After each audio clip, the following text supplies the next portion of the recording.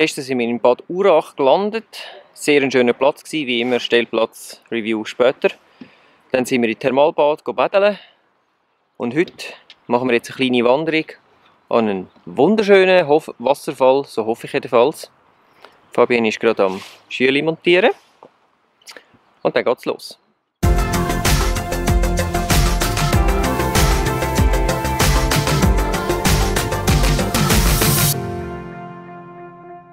So, bereit für die lange Wanderung? Noch nicht ganz, aber ich bin auf dem Weg dazu.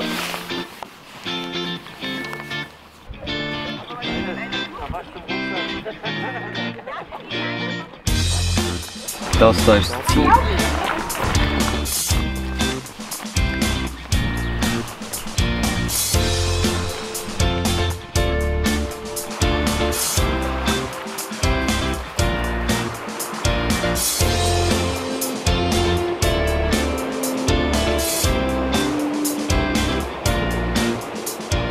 Gerade hier ist jetzt der Wasserfall und jetzt gilt es, ein gutes Foto zu machen.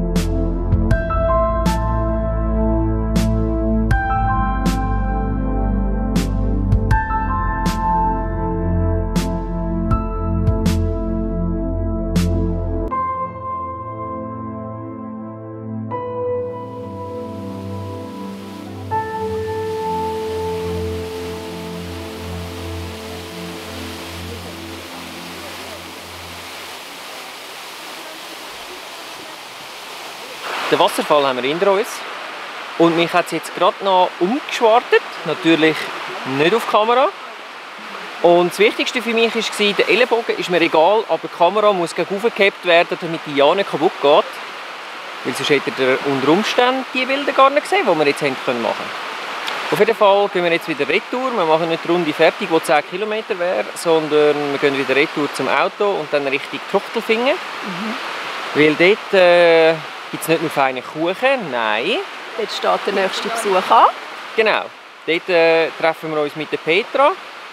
Und ja, mal schauen, was der Tag noch bringt.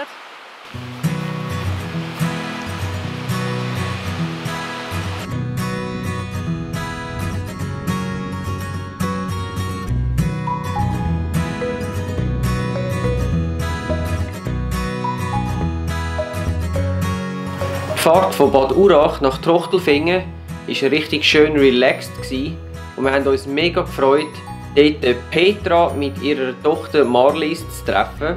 Wir hatten einen mega lässigen Nachmittag gehabt und nochmal danke vielmals für die nette Einladung zu ihnen heim. Ich weiss nicht, ob man es sieht, wir sehen vielleicht ein bisschen angeschlagen aus, wir sind verschnupft.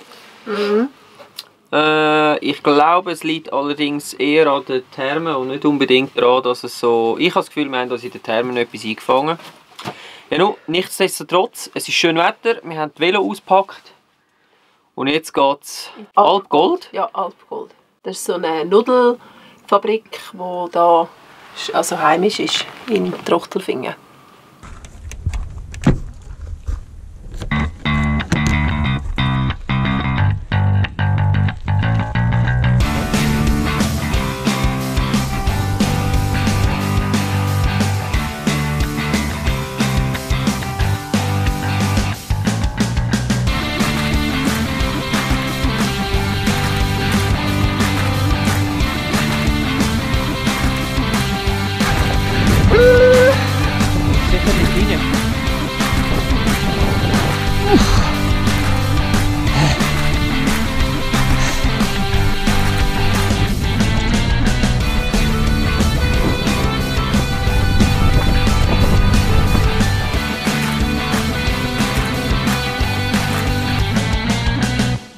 sind jetzt hier mit dem Velo angekommen bei Alpgold, ein Nudelhersteller.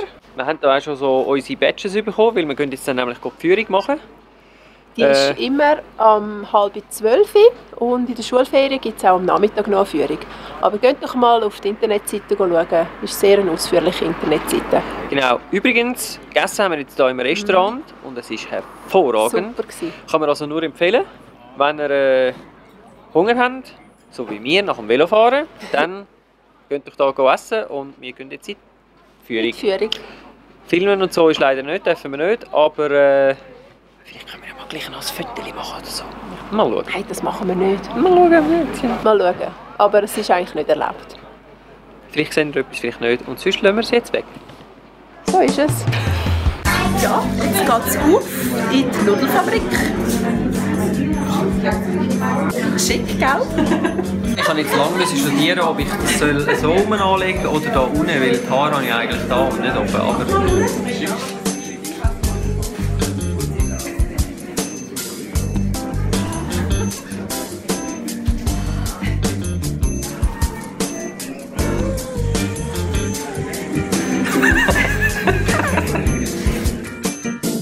Führung hat mega viel Spass gemacht und die sexy Outfits hätten wir also auch behalten können, wenn wir es hätten wollen. Aber wir haben es dann irgendwie doch dort gelassen. Ja, wir sind auf dem Heimweg. Ja. Und wie man da hinten sieht, da Da hinten? Ja. ist die Fabrik Alpgold. Und es ist also wirklich empfehlenswert. Sehr, es ist sehr spannend. Was man aber sagen muss, leider, es waren jetzt ja Ostertage gewesen, wobei die haben ja, glaube ich, 365 Tage, aber irgendwie ist erst jetzt heute wieder Produktionsstart. Darum haben wir gewisse Sachen leider nicht können sehen. Aber wir können jetzt auch gut ein zweites Mal gehen. Also der Eintritt kostet 3 €, auch nicht alle Welt. Und du kommst wirklich viel zu bieten. Also Man kommt viel zu bieten über für die 3 €, weil es gibt am Schluss noch 500 Gramm Teigwaren. Super. Bätzli. Wichtigste Zahlen sind, die Eieraufschlagmaschine, die sie haben, kann 54'000 Eier pro Stunde aufschlagen. Und am Tag produzieren sie 60 Tonnen Teigwaren. Krass, oder? Und die Teigwaren, der Grossteil ist natürlich schon in Deutschland, aber sie wird auch ganz viele Teigwaren werden in Übersee, Australien, Neuseeland, Kanada, werden Übersee geliefert. Ja. Und jetzt ist die Frage, ob wir auch Glück haben, wenn wir hier zurückfahren müssen, ob wir die Hügel schaffen. Oh ja, mit unserem E-Bike.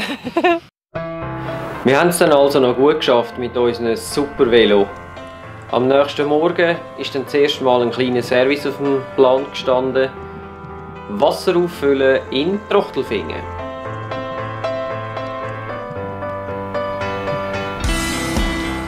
Die nächste Destination ist gar nicht weit weg. Wir sind nämlich Richtung Sigmaringen gefahren. Und dort hat uns ein wunderschönes Abendlicht in Empfang genommen. Einfach nur herrlich gewesen.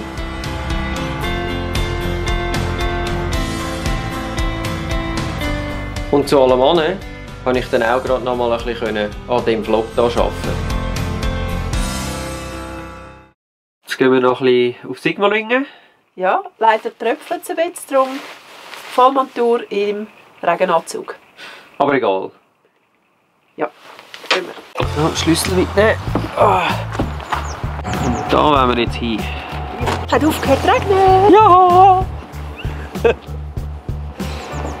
Für den Moment. Ich glaube, wir sind die Einzigen, die eine Kappe noch hat. Aber eben, wir wollen ja gesund werden. Wir kommen ja schließlich auch aus dem Süden. Ich meine, hallo? Das stimmt.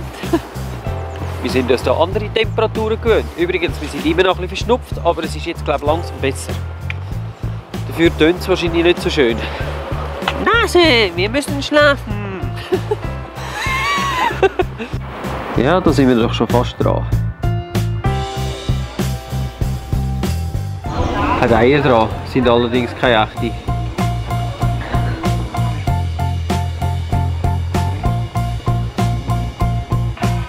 Ah, wir haben den Eingang gefunden. Und ich habe schon gesehen, da gibt es auch einen Kaffee. Immer die Kaffees, hä? Ja. Einmal kaffeesüchtig, immer kaffeesüchtig.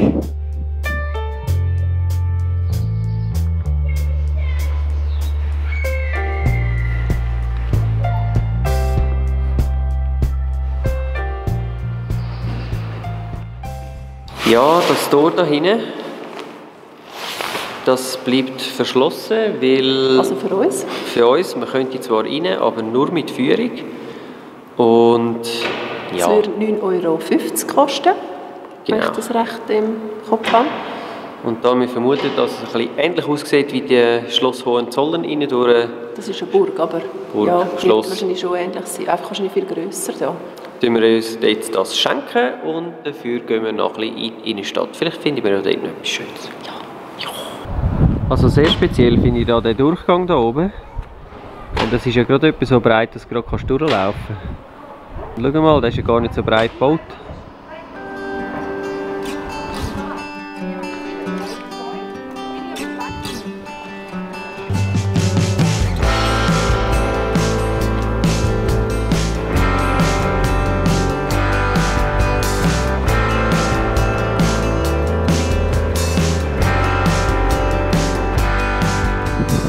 Fabian tut jetzt da noch die neuesten Kommentare beantworten von YouTube. Dank der Stadt Sigmaringen haben wir gratis WLAN, was natürlich super ist. Unser Zwefa-Zeit, Jawohl. weil Zwefa und Fazit. Ja, Danke für den Hinweis, Mr. Roboto. Unser Zwefa-Zeit ist schöne Stadt, hat sogar gratis WLAN, was immer gut ist. Und weil das Wetter jetzt aber auch wieder recht kalt ist, wir haben irgendwie 10 Grad jetzt, zwar scheint gerade in der Sonne, aber vorher hat es geregnet.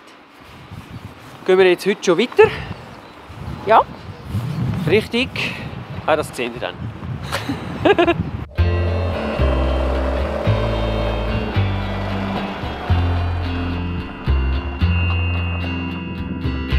Wir sind jetzt in Campus Galli.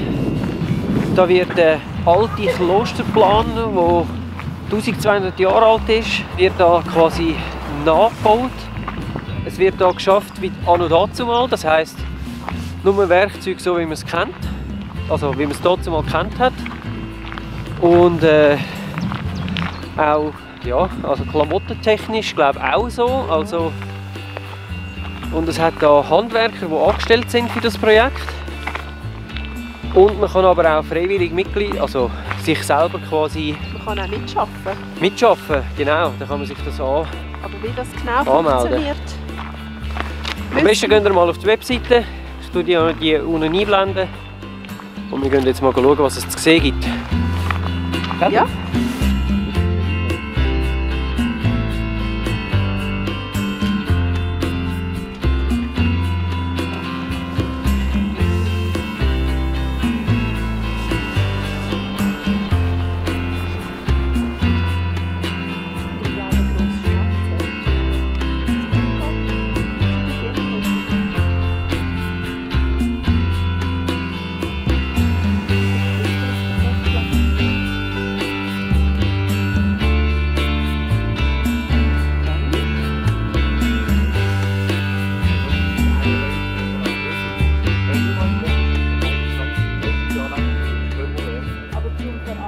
Also wir sind jetzt hier gerade beim Korbflechter und er hat uns ein bisschen erzählt von der ganzen Arbeit, die er hier macht, und es ist mega spannend und ich habe ihn auch darauf angesprochen, weil ich gelesen habe im Internet, dass man Freiwilligenarbeit leisten kann. Man muss einfach mindestens eine Woche kommen, man muss also keine Vorkenntnis haben, man kann irgendwo diesen Posten, die wir jetzt hier sehen, bei diesen Handarbeitsberufen, kann man sich melden an der Information vorne. Und ich kann sagen, also es wäre wirklich mal eine Überlegung wert, mal eine Woche Ferien für das zu investieren, einfach für neue Erfahrungen zu sammeln. Ich finde es mega cool. Also wenn ihr die Möglichkeit habt, bis jetzt muss ich sagen, Hammer. Und es sind wirklich, also der Herr ist sehr nett, hat Auskunft gegeben und frisch von der Leber geschwätzt. Mega lässig. Ja, was man auch noch sagen kann, der Herr ist jetzt seit 2012 dabei und er selber war Hartz-IV-Empfänger und durch das Ganze da kann er jetzt eigentlich wieder, also hat er einen Vertrag und schafft da und muss kein Hartz IV mehr beziehen. Und ja, das ganze Campus Galli ist eigentlich auch eine Art Arbeitsbeschaffung, was das anbelangt. Was aber ja schön ist, wenn es funktioniert und je mehr Zuschauereintritt das haben, umso, jetzt kommt die Sonne wieder vor, umso mehr Leute können es fix anstellen. Und jetzt dieses Jahr haben sie anscheinend auch schon wieder 2 vom Hartz IV quasi rausnehmen und ja, einen Vertrag anbieten. Das ist doch schön, das ist wirklich cool.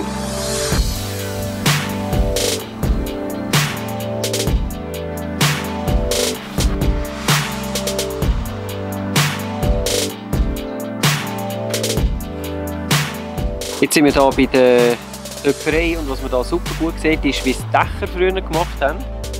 Also die Schindeln geschnitten, ist klar. Und da aber alles mit Holznägeln und einfach mit Seil quasi angemacht. Und das hebt.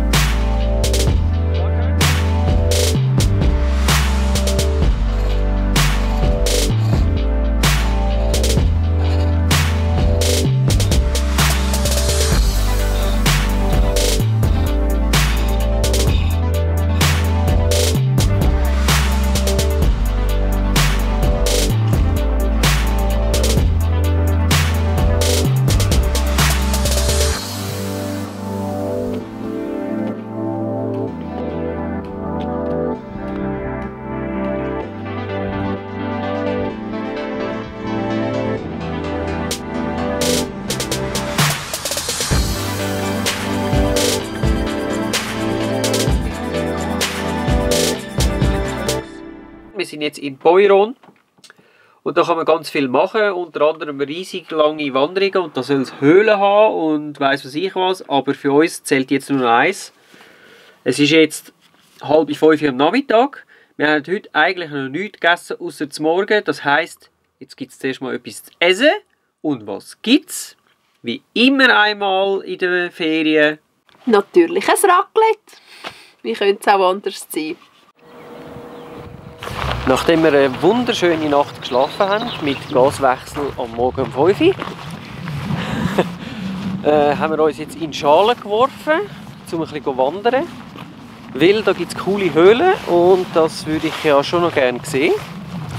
Und jetzt machen wir uns zuerst mal auf den Weg zu dieser Infotafel führen, um zu schauen, Wo das soll durchgehen. wo das soll durchgehen. Weil es ist zum Sagen, der Parkplatz hier in Boiron ist also wirklich ein super Ausgangspunkt, um ganz viele verschiedene Wanderwege von Längen und Sehenswürdigkeiten anzuschauen. Ja. Wir sind jetzt hier. Wir haben uns jetzt entschieden, um die Blaue-Route zu machen, wegen den Höhlen. Und zwar gehen wir hier durch, Petershöhle, dann hier ein bisschen die Donau entlang, oben durch, hier. Da hat es auch noch mal eine Höhle, Benediktushöhle. Und dann eigentlich alles der Donau entlang wieder retour. Und die ganze Länge ist gemäss Schreiben 8,9 Kilometer. Sollten wir schaffen. Let's do it!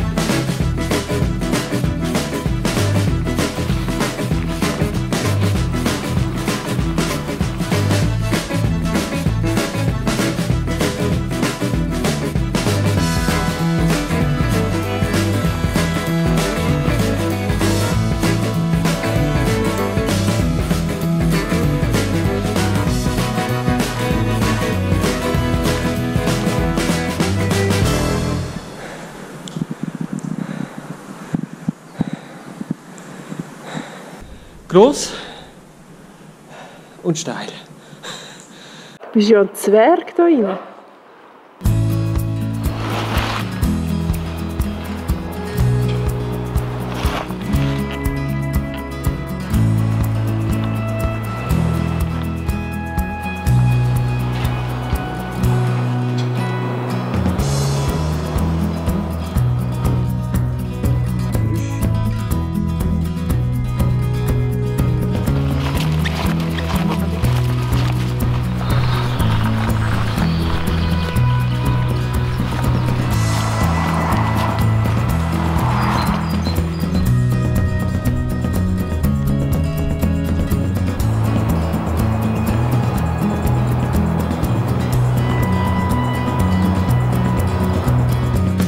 Ja, damit sind wir jetzt leider schon am Ende von unserer Ostertour. Für uns geht es jetzt richtig heim.